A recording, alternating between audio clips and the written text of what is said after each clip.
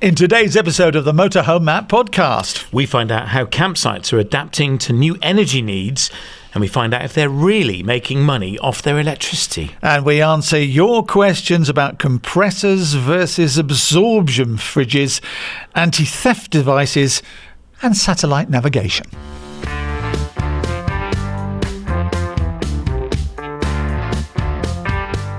Welcome to the Motorhome Matt podcast. I'm Keith Gooden. And I'm Motorhome Matt. Industry insights and expert advice from the world of motorhomes, caravans and campervans, all brought to you by thatleisureshop.com. Now remember, please do follow on your favourite podcast app, or if you're watching on YouTube, hit subscribe and the little bell. Our YouTube channel is sponsored by arabasecreative.co.uk.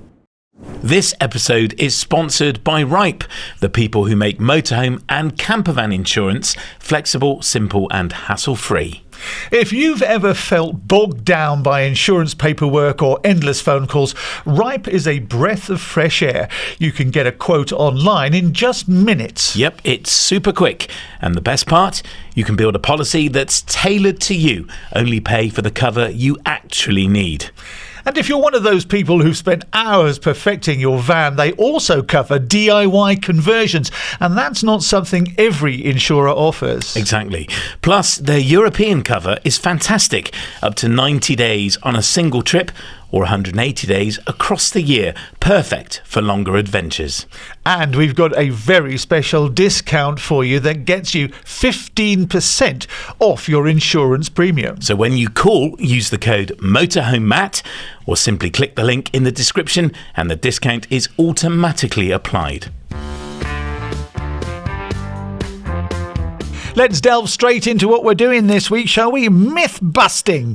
Campsites apparently have been making money off charging for their electricity. Wow. So what, says I? Shouldn't they? They're in business, aren't they? Well, that's the myth we're going to bust today. So about a year ago, just over a year ago, in fact, we went down to Cheddar to Petruth Paddocks and we were talking to the campsite owner there, Jules, about how they'd invested tens of thousands of pounds into electric charging points for campers. And this is a technology we're going to see a lot more of as we go through this year. And there's been a lot going on in the background.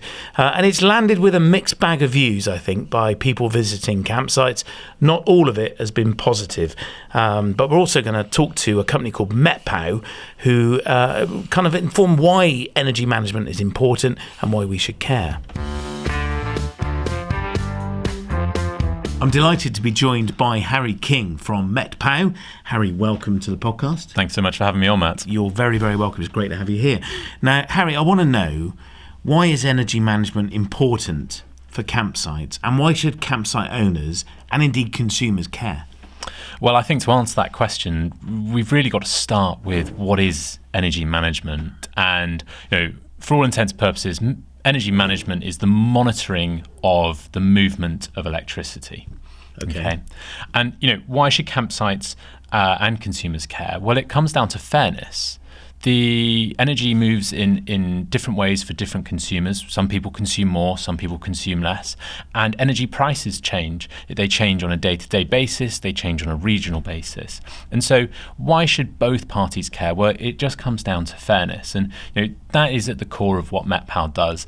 Our goal with our sub-metering systems is to help campsites and consumers access smarter, fairer and greener energy solutions. So how do MetPow actually do that then, to help campsites manage this energy management thing? So MetPow is a software layer that sits in between the camper and the campsite. So when a camper arrives at a campsite, they would scan a QR code or enter a code on the top of the meter or connection box, which would take them to a portal where they can pay for the energy that they consume during their stay. Okay, so it's like a pay-as-you-go system, and you're the software provider for it.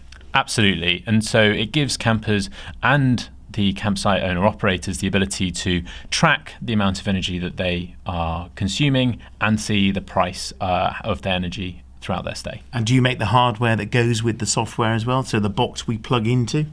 No, so we've partnered with a brand that will be familiar to many campsites and site visitors called Rolec, who are the largest in the UK, and we provide all of their new units with our software. Okay, got it. So I want to talk about some myths. campsites can make big bucks out of reselling electricity. Is that true? I think it's a bit of a myth that campsites make a fortune by reselling electricity, because it's the cost for a site to put in the cabling, to put in the hardware, to have somebody go around and maintain and check that hardware is operating, to have somebody in the back end making sure that people are connected successfully.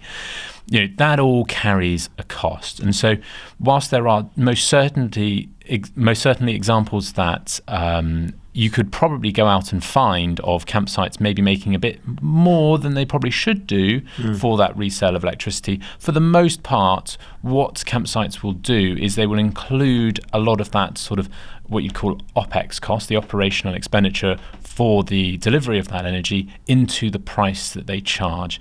And Ofgem have said very clearly that you can't charge more than you pay for the electricity. So if you buy the energy at 25 pence a kilowatt, you can only sell it at 25 pence a kilowatt. But campsites are able to recover some of their costs for the delivery and sort of metering of that energy. So within the kilowatt price they charge? Yes, so they can add on a little bit extra to help them recover some of those, some of the investment costs that they've made. So this is a kind of new way of looking at a campsite then. So the cost is 25 pence a kilowatt, which we know is going to vary more and more and more as time goes forward, as we go more green, generating our electricity. It might go up to 60p a kilowatt as a cost to the campsite. But what it's saying is the campsite could charge £1 a kilowatt to me for all the electricity I use to help cover their installation costs and administration costs. Well, I think there's always going to be a limit to how much anyone can charge for energy. Yeah. And it's important that campsites remain compliant with what Ofgem is asking of them, but also they remain fair and transparent for their consumers. And ultimately, that's what it comes down to is the price that the end consumer is paying fair? Yeah. And is the way that they are paying for it transparent? And this is what you help the consumer achieve, is a sense of that fairness and transparency by awareness, so you can see how much you're paying per kilowatt. Absolutely. It's not just about what you're paying per kilowatt, but it's also how much you're using. So, in the way that a smart meter at home will help people understand how much energy they're consuming when they're boiling the kettle, it's very much the same idea behind what MetPow does for people who are staying in motorhomes and caravans across the country, right? Yeah. It's about giving them a much better understanding of the energy that they're consuming. And, if they've got the heating on, they can see that price going up and they can make more informed decisions about how they consume their energy. Got it. Okay, I understand. But the MRP means the maximum resale price. That's yes. what it stands for. Yep. So that is regulated. So it is a myth then. So let's bust some myths. Absolutely. The first myth, that campsites can make big bucks out of reselling electricity, is not true. This is Ofgem regulated. Campsites cannot make big bucks out of reselling electricity, nor do I believe that campsites do make big bucks out of reselling electricity. No. However, there is a very clear shift, not just in this world, but in all others that surround sub-metering of any kind of utility, water, electricity, gas, and beyond. Even your phone bill, right? It's all about transparency and fairness. So I think we will sort of start to see a big shift away from this, you pay £20 for a pitch without electricity and £30 for a pitch with electricity. And so the idea that the electricity is free. The electricity is not free. There's no such thing as free electricity. It always has a cost. It always carries a cost.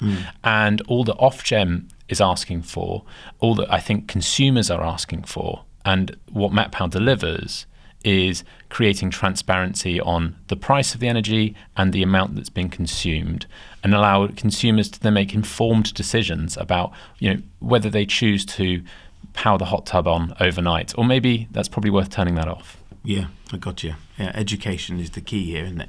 So another myth then, daily charges, you were just alluded to, so that £10 for a pitch fee, or pay as you go, which is better? Well, there's been a bunch of studies recently that very clearly show that campers who are on a pay as you go based system will typically use a lot less energy than those where energy is sort of included in the price. Yeah. Because the sort of perception is that energy, as I've just sort of said, is free.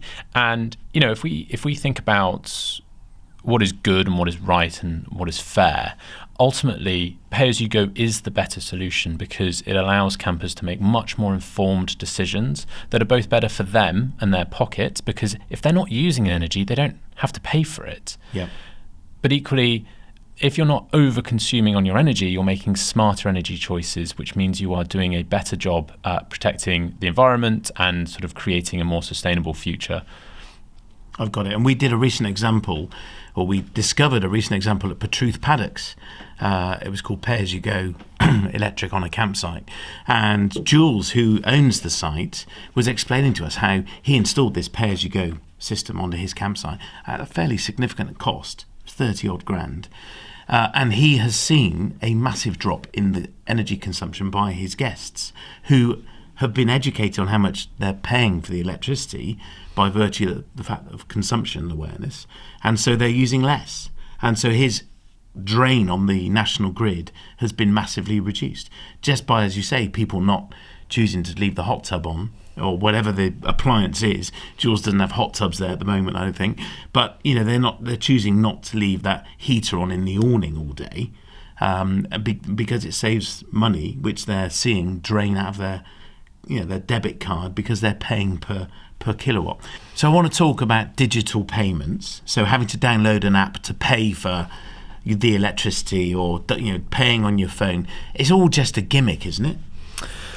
Well, I think if you rewind the clock a little bit and you think about how do we used to pay for electricity at home, right? You'd often find people walking down to the local post office to buy some tokens and some credit. Yeah, loading the key. Exactly. I remember doing that. And I would argue that actually that was far more of a gimmick than having payments on your phone, because whether you're paying on your phone or you're paying by a card, really what it does is it gives consumers control. Okay. And control when it comes to energy is only a good thing. It's not just about the ability to pay using your mobile phone. It's about connecting your payments to your consumption. And so if you have the ability to see on your mobile phone what energy you've been using and the price that is costing you, you are then empowered with that knowledge to make better decisions about how you then choose to change your behavior. Okay. And so some people may see it as a gimmick, and there will always be lots of people who do want to stay on a cash-based system, and there will always be lots of people who want to just pay £10 a day and use as much as they want. But I think the reality is, and if you look at any other way that people consume energy, whether it's to charge their electric vehicles or at home or the way businesses procure energy, it is changing. It is changing to make sure that any consumption is fair and transparent. And digital payments are just another way that you can increase that transparency and you can increase that fairness. Okay, so it's encouraging the consumer then to engage with technology, and actually then helping them understand the benefit of this. So for us as motorhomers, the benefit's going to be an awareness of how much energy we're consuming, is what you're saying. So if we're prepared to download the app and engage with it, there's a learning curve that we go on, which gives us a greater awareness, and actually then we can make a spending decision, a choice as to how much money we're spending based on the fact we turn the heating down or whatever. Is that what you're saying? Yeah, absolutely. And with MetPow, we have the option for people to simply just pay for their energy and walk away, right? You don't need to download an app. But if you want to have a greater level of visibility, if you want to have a better understanding of how your behavior is impacting the level of energy that you are consuming, then there is a means to do that. Yeah. I must admit, I love logging into the app and seeing how on my lithium battery and seeing how that's performing. I find that nerdily quite exciting. Me too. And I don't think we're uncommon. I think there's quite a number of people who would most certainly agree. There's obviously lots that would say that we're a bit weird, but I think we know that already. We are a weird bunch. We're also a bunch though that love to know the rules, and we like to play the game correctly. We want to abide by the rules, and we want to do things right. And that's the vast majority of this niche. We want to play the game correctly, and if that means we need to be made more aware of our energy consumption, then I think we're open to that as a community, I have to say. And I want to go on to another myth, that awareness doesn't change behaviour. That's just not true, is it? Well, I would definitely say that data suggests otherwise. As I said earlier, there's been a bunch of trials recently, and as we see with our own customers, there is a significant change in behaviour on both sides, so both the campsite side and the consumer side, that when they are aware of the energy that they are consuming, that they will change their behaviour to reduce overall the amount of energy that they consume. Certainly be more mindful of when they consume and what they use to consume. Equally, from the site perspective, right, from the site operator perspective, if they are aware of which pitches are used, I mean, you must have seen this in the past as well. Typically sites would have somebody who would walk around, and if somebody's charging an EV from a cable that's coming out of a window, they get a good slap on the wrist, a big knock on the door, or you can't be doing that. Yeah. And it's a real problem for really campsites. Common. Whereas, if they have a system in place where they can sort of see how different sites are consuming energy and sort of set limits on those different things, then it gives them a greater ability to control behaviours that they don't want on the site, or that aren't fair for others. Yeah, okay. But then that's the campsite kind of policing it. But from a consumer point of view, if you want to charge your car out the window, there's a whole load of risks that associated with... Which we won't go into. No, on a hookup cable, it's not clever, and not to mention the trip hazard. But if you wanted to charge your car on the pitch and you had permission to do it, you could monitor how much money that's costing you in terms of electrical consumption. That's what you're saying, isn't it? Yes. Yeah, absolutely. Yeah, got it. Cool. Okay. So what about the future then for campsites? You are obviously heavily invested as a business into this development. So you are promoting this to campsites, that they should employ your systems onto their pitches. Do you think we're going to see more and more campsites embrace this technology and kind of go with it and start putting pay-as-you-go electricity on campsites? Absolutely. There's absolutely no doubt about that. I think if you look at even just in the last few years, the number of sites that are becoming increasingly aware of that maximum resale price of energy that we spoke about earlier in the show. Also a need to reinvest in the technology and hardware that they have on site, and the growing popularity of EVs, as we've spoken to, and other sort of high energy consumption customers that they are increasingly seeing. They are becoming painfully aware of just how exposed they are to the volatility, both in price and consumption. And what you're saying is going to get worse. I absolutely think it's going to get worse. So I think when we look to the future, sites will have the intelligence to go, there has got to be a better way for this, because I can't keep charging a fortune for the energy and hope that I will not lose out, and hope that consumers won't find it unfair that I'm charging the same price for energy regardless of how much you consume.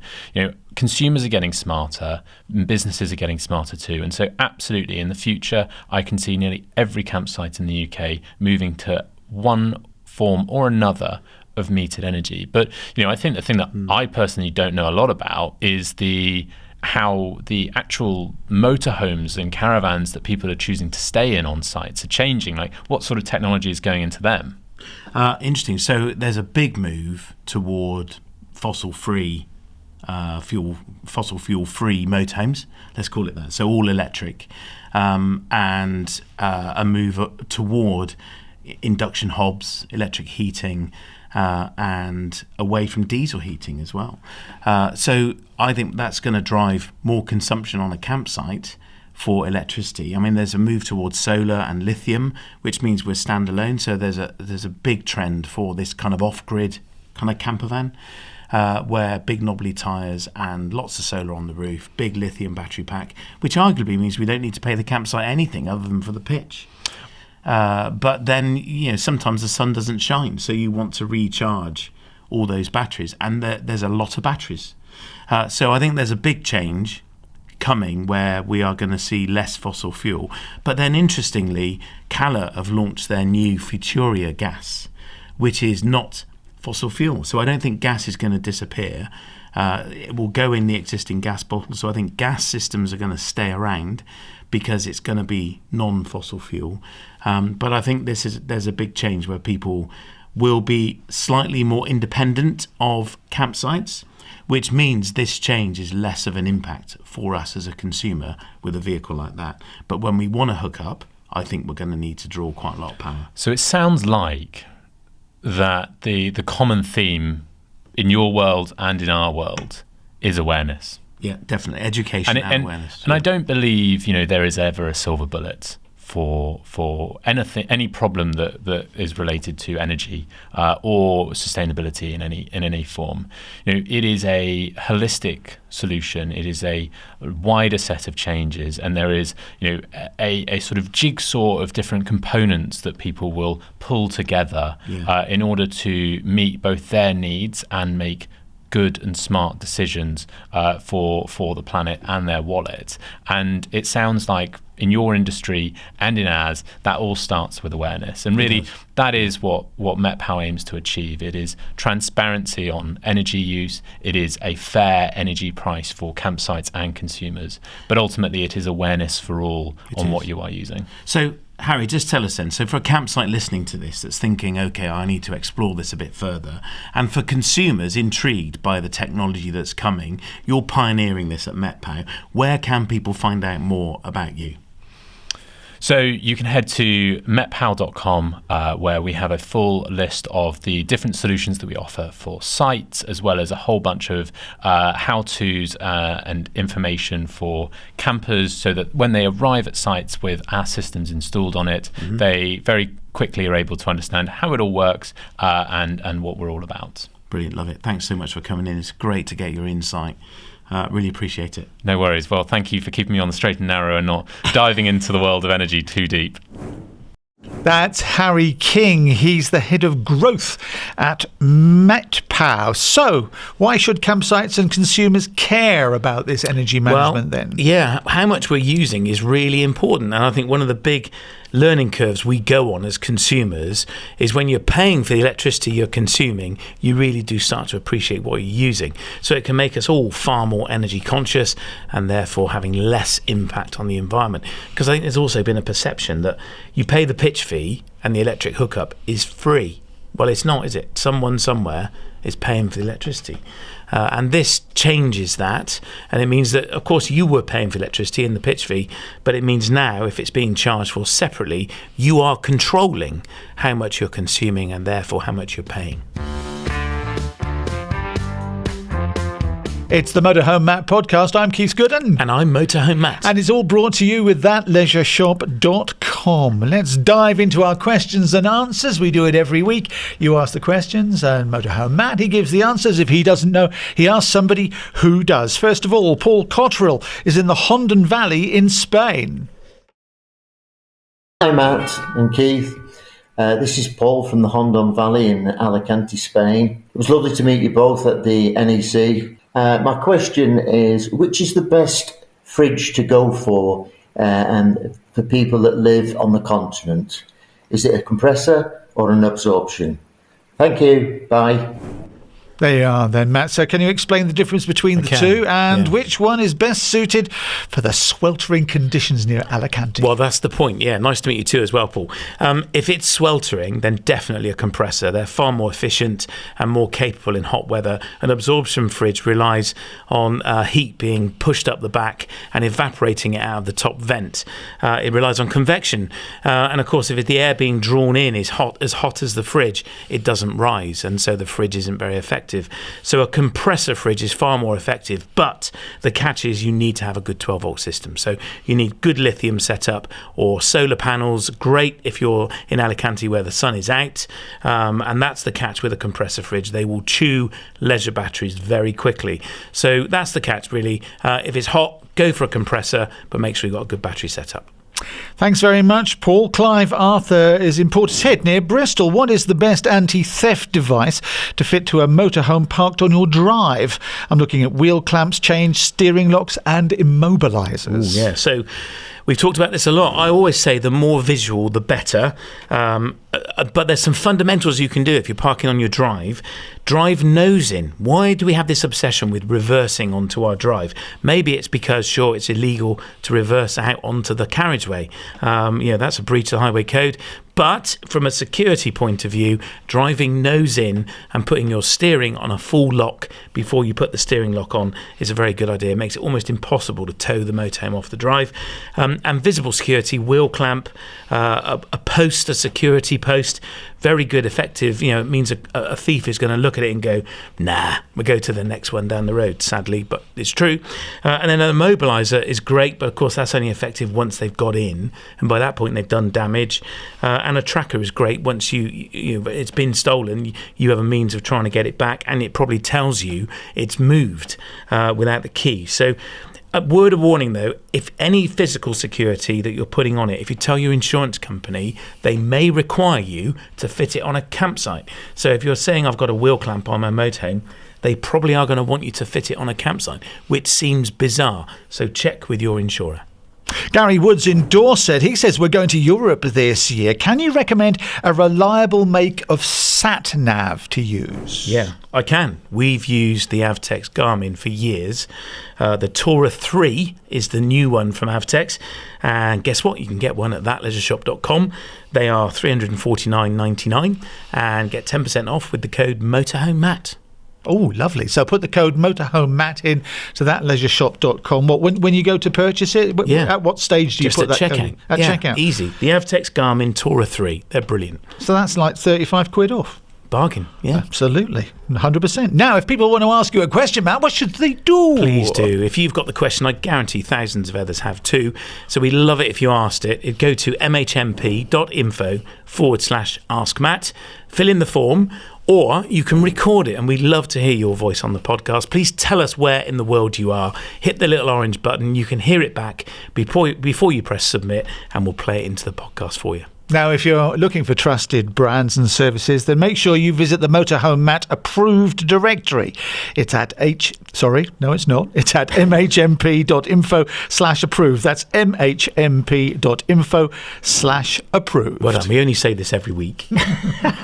And if you're watching on YouTube, please click subscribe, click the little bell. And our YouTube channel is brought to us by the lovely folks at arabasecreative.co.uk.